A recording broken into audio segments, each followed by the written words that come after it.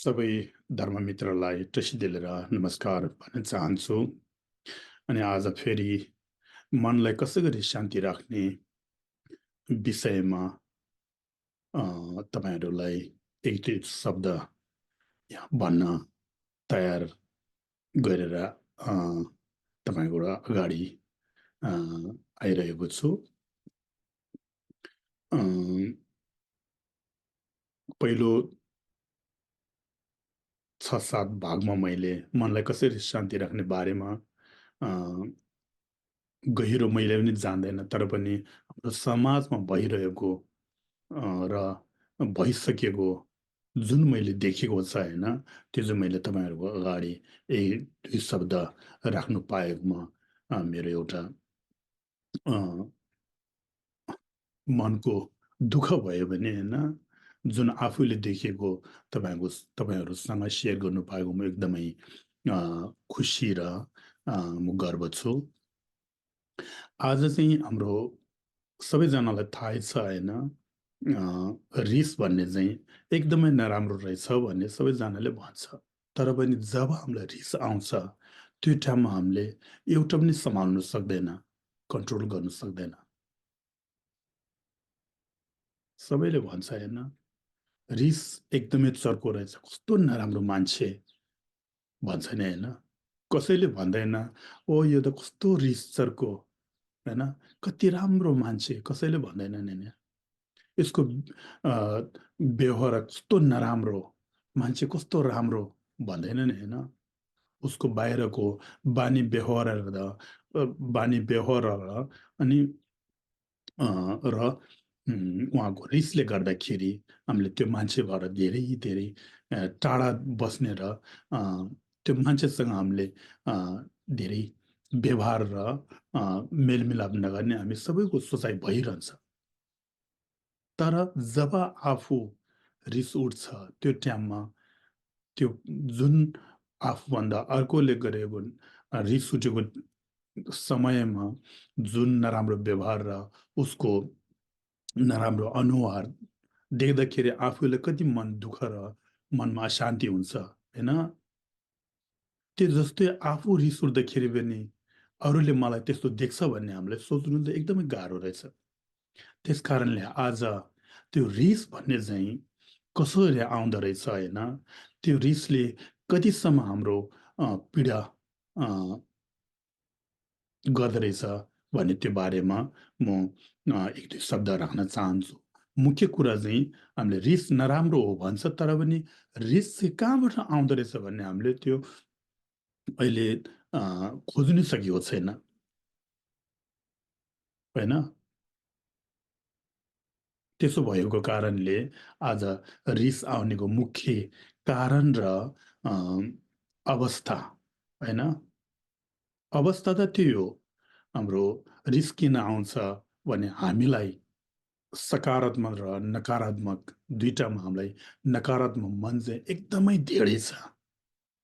नराम्रो मन चाहिँ होइन, नकारात्मक भनेको चाहिँ नराम्रो मनलाई भन्दो रहेछ होइन, सकारात्मक भनेको चाहिँ राम्रो मन, नेगेटिभ अनि पोजिटिभ, त्यसलाई भन्दो रहेछ। म र म जस्तो मान्छे जो मान्छे अनि हाम्रो रिस राग मबाट अनि संसारमा पैदा भएको छ त्यो मान्छेलाई चाहिँ त्यो मान्छेको मनमा चाहिँ अनि हाम्रो नकारात्मक मन चाहिँ धेरै हुन्छ, सकारात्मक मन चाहिँ एकदमै थोरै हुन्छ। त्यसो भएकोले हाम्रो मेन अवस्था, रिस आउने मेन अवस्था चाहिँ हाम्रो रिस राग र मोह होइन, इङ्ग्लिसबाट भन्यो भने अनि एट्याचमेन्ट, हेट्रेड, इग्नोरेन्स। टिबेटनबाट भन्यो भने द्वेषास्य तिमो भन्छ नि होइन, त्यसलाई के भन्छन्, 3 पोइजन, थोक्सुम पनि भन्छ होइन। नामै बिख हो भन्छ नि, बिख। तर पनि हामीले त्यो बिख जहिले पनि खाइरहेको हुन्छ। साँच्चै हो भने त गौतम बुद्धले 3 पोइजन रिस रागमाहरूलाई यो बिख हो भनेर हामीलाई अभ्यास उल्लेख गरिसकेको छ, तर पनि हामीले गौतम बुद्धलाई विश्वासै गर्दैन। ठुल्ठुलो लामाहरूले हामीलाई कति अभ्यास गरेको छ, कति उल्लेख गरेको छ, कति हामीलाई सन्देश दिएको छ, तर पनि हामीले त्यो बिख भन्ने ठान्दैन। जुन आफूलाई मानसिक पीडा वा दुःख दिने मान्छे खतम गर्नेको एउटा बिख चाहिँ हामीलाई चिनाइसकेको छ, तर पनि हामीले त्यो होइन भन्ने र त्यसले केही गर्दैन भन्ने हाम्रो मनमा आइरहन्छ। त्यो किन हो भने धेरै जन्म पहिलेको धेरै जन्मबाट हामीले त्यसमा धेरै जस्तो हाम्रो मन चाहिँ त्यसमा गएको कारणले हामीले छिटो चिन्नु नसक्ने कि त्यस कारणले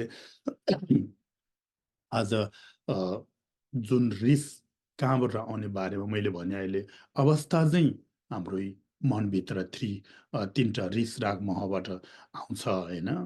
अनि बाहिरको कारण चाहिँ धेरै कारण छ रिसाउनेको कारण चाहिँ होइन। रिसाउनेको कारण धेरै के हो भने अहिले अब मैले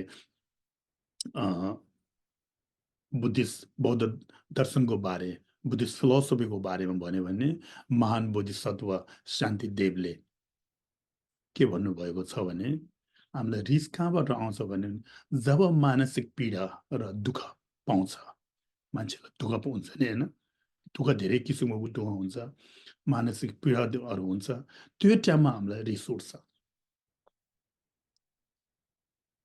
होइन। एउटा कारण त्यो हो। एउटा कारण रिस कहाँबाट आउँछ भने यदि मलाई मान्छेले दुःख दिए भने म त्यो मान्छेलाई रिस उठ्छ। त्यो मान्छेले मलाई अनि हेला र दुरुपयोग हेला भन्छ नि, खिसी गर्छ नि, त्यो टाइममा मलाई रिस उठ्छ। जुन मान्छेले मलाई अनि नराम्रो बोली वचन गर्छ त्यो टाइममा मलाई रिस उठ्छ। मलाई भन्ने अब उदाहरण मलाई हो, म जस्तो पनि मान्छे धेरै हुन्छ होइन। अनि जुन मान्छेले मलाई नराम्रो मनमा लाग्ने र नराम्रो बोली वचन बोल्छ होइन, मनमा दुःख हुनेको कुरा गर्यो भने रिस उठ्छ। अनि नराम्रो वचनहरू चोर डाका कुकुर गाई भैँसी भन्छ नि होइन, सुँगुर जस्तो भन्ने यस्तो वचनहरू बोल्छ नि, नमिठो वचन, त्यस्तो गरेर पनि मलाई रिस उठ्छ नि होइन। त्यही जस्तो अरूहरूले पनि हुन्छ। एउटा कारण त्यो बुझ्नुभयो। रिस उठ्नेको रिस कसरी आउँछ भने अर्को मान्छेले मलाई होइन दुःख दियो भने म रिस उठ्छ होइन। मलाई हेला खिसेर दुरुपयोग गर्यो भने अनि रिस उठ्छ। मान्छेले मलाई मनमा दुख्नेको होइन नराम्रो वचन बोल्यो भने मलाई रिस उठ्छ होइन। अनि नमिठो बोलीहरू सुन्दाखेरि पनि रिस उठ्छ नि, एउटा कारण यो। अब आफूले भयो होइन, अब अर्कोपट्टि के हुन्छ भने मेरो फ्यामिली होइन, मेरो बाआमा, मेरो दाजुभाइ दिदीबहिनी, मेरो आफन्त, मेरो परिवार, मेरो वाइफ, मेरो हस्बेन्ड भन्ने हुन्छ नि हाम्रो होइन संसारमा। म र मेरो भन्ने चाहिँ हुन्छ नि। अब मेरो मान्छेलाई अर्को मान्छेले दुःख दियो भने मलाई रिस उठ्छ। मेरो आफन्तलाई अर्को मान्छेले हेला र खिसी गर्यो भने मलाई रिस उठ्छ। मेरो आफन्तलाई होइन अर्को मान्छेले नराम्रो वचन र नराम्रो बोल्यो भने पनि रिस उठ्छ। यो मेन कारण यो रहेछ। तपाईँहरू अलिकता समय लिएर होइन बिस्तारै सोच्नुहोस्। कहिले भन्छ म एकदमै रिस उठ्दो रहेछ भन्छ नि होइन। अनि मैले सोध्छु कारण केही न केही छ भन्छ नि, कारण हो यो कारण। अवस्था चाहिँ हामीले कज एन्ड कन्डिसन भन्छ नि होइन। कज भन्ने चाहिँ अवस्था, यो अवस्था चाहिँ हामीलाई पहिलेदेखि हाम्रो मैला जस्तो होइन, लुगामा मैला लाग्छ नि, लुगाको मैला चाहिँ हामीले छिटो छिटो धुनु नसके 1 हप्ता 2 हप्ता 3 हप्ता महिना त्यसो 6 महिनासम्म यसो राख्यो भने लुगा धुँदाखेरि एकदम गाह्रो हुँदो रहेछ नि होइन। त्यही जस्तो पहिले धेरै जन्मदेखि रिस र राग र होइन अनि त्यस्ता नराम्रो नकारात्मकहरूको मन चाहिँ हामीलाई धेरै लागिरहेको छ। जुन राम्रो मनलाई सबै छोपेर त्यो राम्रो मन बाहिर निस्किनु दिँदैन। अब त्यो नराम्रो सफा नगरीसम्म त्यो राम्रो मन निस्किँदैन। त्यस कारणले हामीलाई अवस्था चाहिँ हाम्रो मनमा छ होइन। त्यो मनलाई हामीले सफा गर्दै गर्दैन। जिउ दिनमा धुन्छ होइन। हामीलाई काम गरेर आउँदाखेरि पनि खाना नखाँदा जिउहरू धुयो, लुगाहरू फेर्छ नि होइन। अनि गर्मीमा त 2 खेप पनि धुन सक्छ। अनि गर्मीको टाइममा त दिनमा 2 खेप पनि लुगा फेर्नेहरू पनि हुँदो रहेछ होइन। त्यस्ता त्यही जस्तो हाम्रो मनलाई पनि दिनमा धुनुपर्ने होइन, सफा गर्नुपर्ने, हामीले त्यो गर्नै सक्दैन। किन गर्नु नसकेको? जिउ चाहिँ हामीले आफ्नै आँखाले देख्छ, गनाउँछ होइन। मान्छेले फोहोर छ भनेर सोध्छ भनेर अनि हामीले धुन्छ जिउ, लुगाहरू। मन चाहिँ मान्छेले देख्दैन। मन फोहोर हो कि सफा हो कि आफूलाई थाहा छ, तर पनि हामीले वास्तै गर्दैन मनलाई देख्नु नसकेर। जब हामीलाई मानसिक पीडा दुःखहरू पर्छ होइन, त्यो टाइममा अनि के गर्ने होइन। देख्दै देख्दैन यो बिमार कहाँबाट आयो, यो मनको दुःख कसरी आयो, यो रिस राग कसरी आयो, रिस भन्ने कसरी आयो भन्ने चाहिँ हामीले खोज्नै सक्दैन। त्यसो भएकोले अहिले मैले भने नि होइन, कारण चाहिँ बाहिरबाट छ। म र मेरो अनि आफन्त परिवारहरूलाई दुःख दियो, त्यस कारणले म रिस उठ्ने। म र मेरो आफन्तहरूलाई अनि हेला गरे होइन, अनि म रिस उठ्ने। म र मेरो आफन्तहरूलाई होइन नराम्रो वचन बोल्यो, रिस उठ्ने। म र मेरो आफन्तहरूलाई अनि माफ गर्नुहोस्, अनि नराम्रो नमिठो अ, आवाजहरू सुनायो होइन, बोलीहरू सुनायो, अनि रिस उठ्ने कारण चाहिँ यो रहेछ। हामीले अवस्था र कारणहरू दुइटै हेर्नुपर्छ होइन। एकैचोटि म त रिस त उठ्यो तेरो पनि के हो थाहै छैन भन्ने होइन। रिस भन्ने चाहिँ आकाशबाट झर्दैन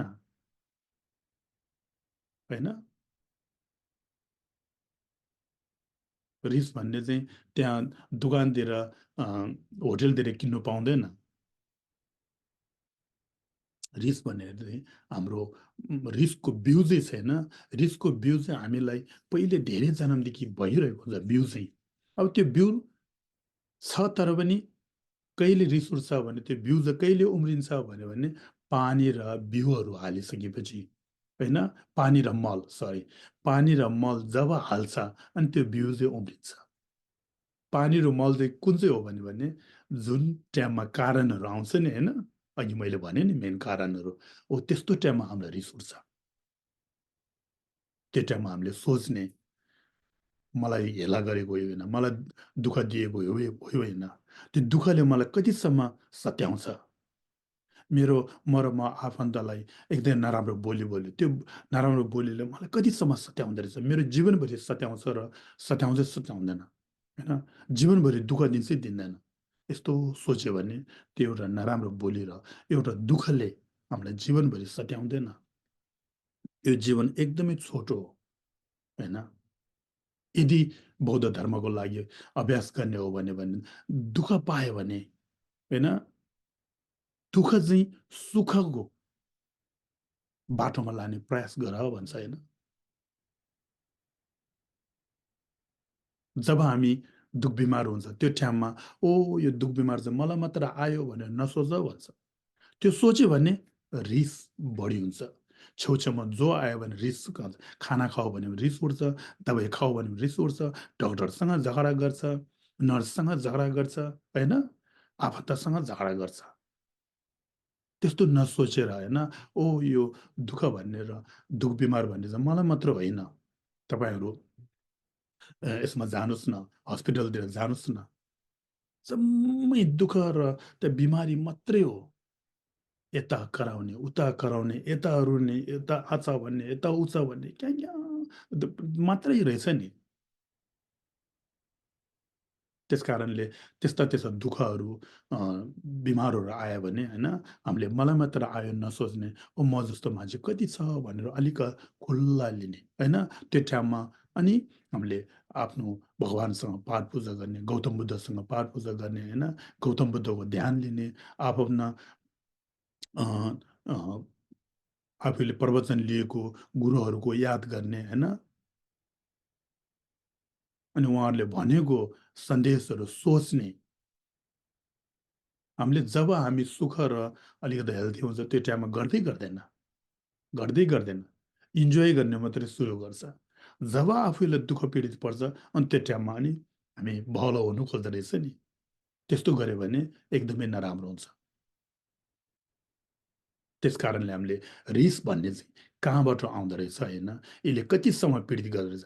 यो जीवनमा पीडित गऱ्यो भने केही पनि हुँदैन। हामी बौद्ध धर्म अभ्यास गर्ने हो भने जति हामीलाई दुःख आयो, दुःख भने पढिहाल्यो होइन, त्यो दुःखले हामीलाई समाधान होइन, त्यो दुःखलाई हामीले हटाउने कोसिस छै छैन। त्यो दुःखलाई हटाउने कोसिस छ, त्यो बिमारलाई हटाउने कोसिस छ भने किन रिस गर्ने? रिस गरेर के फाइदा? त्यो जुन बिमार र दुःख पीडितलाई समाधान हटाउनेको कोसिसै छैन भने किन रिस गर्ने? भन्ने हाम्रो महान बोधिसत्व शान्तिदेवले यस्तो प्रवचन दिनुभएको छ। त्यो कसको लागि दियो? म र म जस्तो मान्छे सानो सानो तिनो कुरामा हामीले रिस गरिबस्ने। रिस गर्यो भने के हुन्छ? आफ्नो सानो एउटा शान्ति भएको भने मनको सुख भने यसले बगाइदिन्छ। त्यस्तो भएकोले अनि तपाईँहरू सबैजना होइन, रिस भन्ने चाहिँ कहाँबाट आउँदो रहेछ भने मैले अहिले म र मेरो आफन्तलाई केही गर्दाखेरि भने नि, त्यो चाहिँ अलिकति सोच्नुहोस् न होइन। अनि त्यस्तो कारणहरू आउँदाखेरि होइन, त्यस्तो कन्डिसनहरू आउँदाखेरि नै हामीले सोच्नु सक्छ, ओ शान्तिदेव बोधिसत्वले यस्तो हामीलाई प्रवचन दिनुभयो, ओ त्यो त हो रहेछ भन्ने उहाँको एउटा नाम पनि हामीले लिनु सक्छ। बोधिसत्व शान्तिदेव र बुद्धहरूको एउटा नाम लिनु मात्रै पायो भने हामीलाई एकदमै ठुलो पुण्य होइन, डायमन्ड भन्दा किन ठुलो पुण्य यस्तो हामीले कमाउनु सक्दो रहेछ। त्यसो भएकोले तपाईँहरू अहिले मैले रिस उठ्ने अवस्था र कारणहरू मैले अलिकति भनेको छु। त्यो तपाईँहरूले सोच्नुहोस् अनि पछि हामीले बिस्तारै बिस्तारै यो रिसले हामीलाई कतिसम्म अ, अ, पीडा अ, पीडित गर्छ, कतिसम्म हामीलाई घाटा दिँदो रहेछ होइन, त्यसको बारेमा म पछि बिस्तारै बिस्तारै तपाईँहरूको अगाडि आएर 1-2 शब्द राख्छु। अनि प्रसिद्धिले धन्यवाद।